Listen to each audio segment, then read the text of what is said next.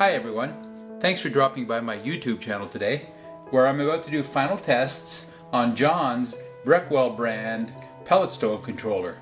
As you can see, this is an older analog version.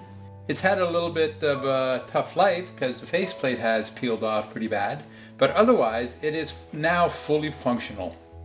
John sent me this one because he was having some rotary switch problems and the igniter would not work either. This controller has the ability to drive a hot rod element, but that was not functional. I've completed troubleshooting, replaced the faulty parts, tested it, and now I'm ready to do final tests before I package it up and return it to John. As you can see, I currently have John's controller connected to my tester. My tester is made up of a faceplate. On the back of a faceplate is an actual auger motor. The shaft from the auger motor comes out the front, and on that I have a decal. The decal is there so that in the video we can see the shaft spinning when the controller calls for the auger to drive. At the rear of the controller I have 4 light bulbs. They simulate the different functions of your stove. The first one simulates the igniter. As I noted, this controller has the ability to drive an igniter element. The second one is the combustion fan with the blue decal on it. In yellow I have the auger motor, and finally in red the convection or room fan. During testing, all of these lights will come on. It's now time to power on John's controller, and when we do, a couple of lights will come on. The combustion fan and the convection or room fan.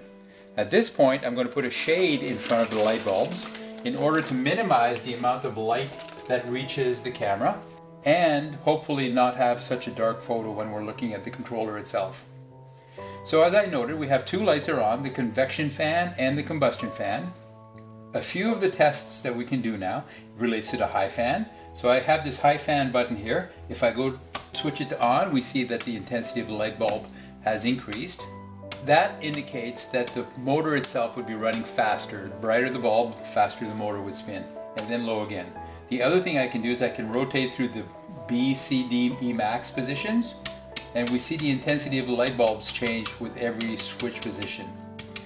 This controller is slightly different than others in that every position has the capability of changing the intensity of the light bulb.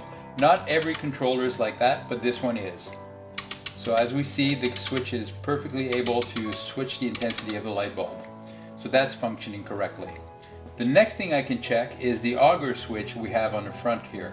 This is a momentary switch, and when I press it, we'll see that the auger indicator comes on. We hear the auger motor drive, and we see the decal on the front connected to the auger motor shaft spin. So that is functional. If I press, and press. So all of the manual functions are working correctly. It's now time to go into automatic mode, and to do that I need to press on the small button here that's labeled auger. When I do that, a few things will happen. First, when I press, the green light at the top will come on. That will indicate that we're in automatic mode. A timer on the controller itself will start, and that'll determine when the first cycle of the auger comes on. And finally, because this controller has the capability of driving a hot rod element, when I release the button, the igniter lamp will come on. So let's do that. I press, we see the green light come on, the timer has started, and as I release, we see that the igniter has come on. So that's functional. That was one of the problems with the controller as I received it. So now the first 20-second timer is on. I'm in low, so it'll take approximately 20 seconds before the first cycle of the auger comes on. When it does, we may be able to see it in the video, but there's an LED behind the faceplate. There goes the auger cycle. There's a small LED behind the faceplate. That lights up, and we may see that on the video whenever the auger is being asked to drive. So one more cycle of that. Let's wait for it. There it is. That light will not come on when I press the manual switch here, by the way. So the next thing I'll do is I'll switch over to max, and we see that the intensity of the convection or room fan has gone up, and we had a much longer cycle of the auger drive on. We'll also notice that this off time between cycles is shorter. So longer on time and shorter off time. So that's what the high or max position can do for us. So we see now that this is fully functional. One more cycle. There it is, long on time and short off duration. So John, there it is. Your controller is once again fully functional. Let me shut it off. It's fully functional one more time. I do want to thank you very much for sending it to me. I appreciate that very much. And for all you viewers, if you have a pellet stove controller of your own, whether it's a Breckwell brand, analog or digital, or Quadrifire, USSC or other brands, and you have a need to have it serviced, or you have questions about your controller, please feel free to contact me.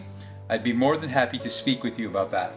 In the meantime, I hope you'll take a few seconds to give this video a thumbs up and subscribe to my channel. I would appreciate that very much. Thanks everyone. Bye-bye.